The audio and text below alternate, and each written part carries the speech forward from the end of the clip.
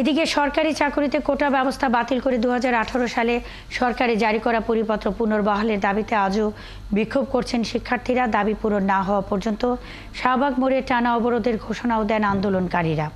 সকালে ঢাকা বিশ্ববিদ্যালয় লাইব্রেরির সামনে থেকে মিছিল বের করেন আন্দোলনরত শিক্ষার্থীরা।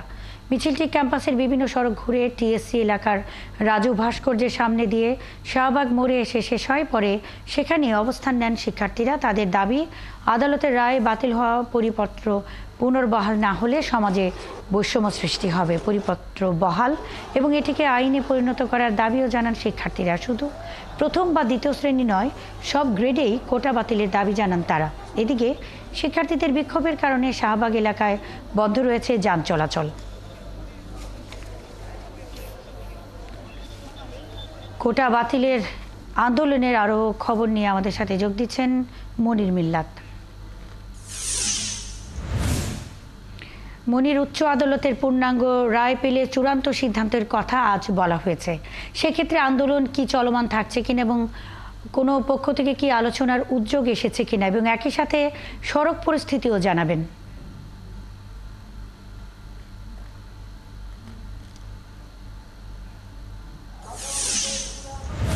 দেখুন, আন্দোলনরত শিক্ষার্থী এবং চাকরি প্রত্যাশী যারা রয়েছেন তারা কিন্তু আন্দোলন চালিয়ে যাবার পক্ষে এবং আজকে বেলা 11টা তাদের পূর্ব নির্ধারিত যে বিক্ষোভ মিছিল এবং অবস্থান কর্মসূচি সেটি মূলত তারা দিয়েছিলেন যে আজকে আপিল বিভাগ থেকে যে রায় আসবে তার প্রেক্ষিতে তারা তাদের পরবর্তী কর্মসূচি কিংবা তাদের পরবর্তী যে কর্মপরিকল্পনা সেটি নির্ধারণ করবেন। কিন্তু আজকে সকালে যেহেতু আপিল বিভাগ থেকে বলা হয়েছে যে পূর্ণাঙ্গ রায় আসার পর তারা এ ব্যাপারে আদেশ দেবেন, কিন্তু তার আগ পর্যন্ত হাইকোর্টে যে রায় ছিল সেটি বহাল থাকবে।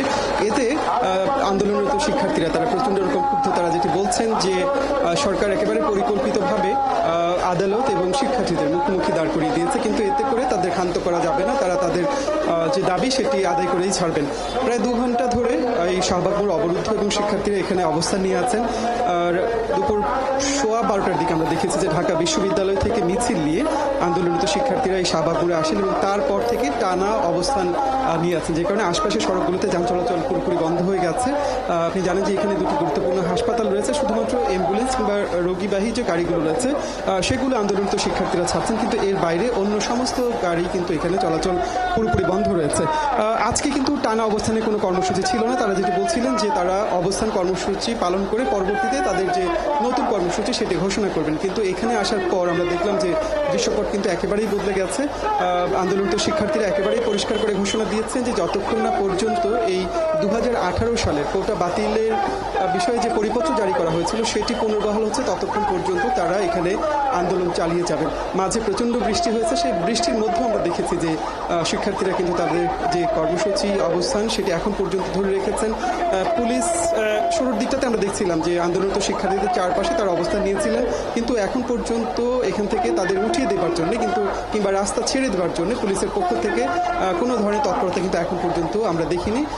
একেবারেই আগের মতো করে তারা তাদের অবস্থান ধরে রেখেছেন। আর আন্দোলনরত শিক্ষার্থীরা যেটি বলছেন যে লম্বা একটা সময় ধরে তারা আন্দোলন করছেন, কিন্তু এখন পর্যন্ত সরকারের নীতি নির্ধারক পর্যায়ের থেকে আলোচনার কোনো উদ্যোগ এখন পর্যন্ত নেওয়া হয়নি।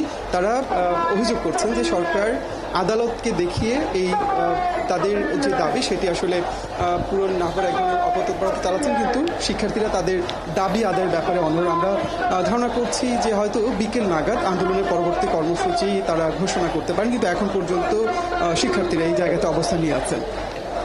মনির মিল্লাত, আপনি আছেন সেখানে, খবর রাখতে থাকুন, আমাদের সঙ্গে থাকবেন। কোটা বাতিলের আন্দোলনের সবশেষ খবরাখবরে শাহবাগ থেকে মনির মিল্লাত যুক্ত ছিলেন।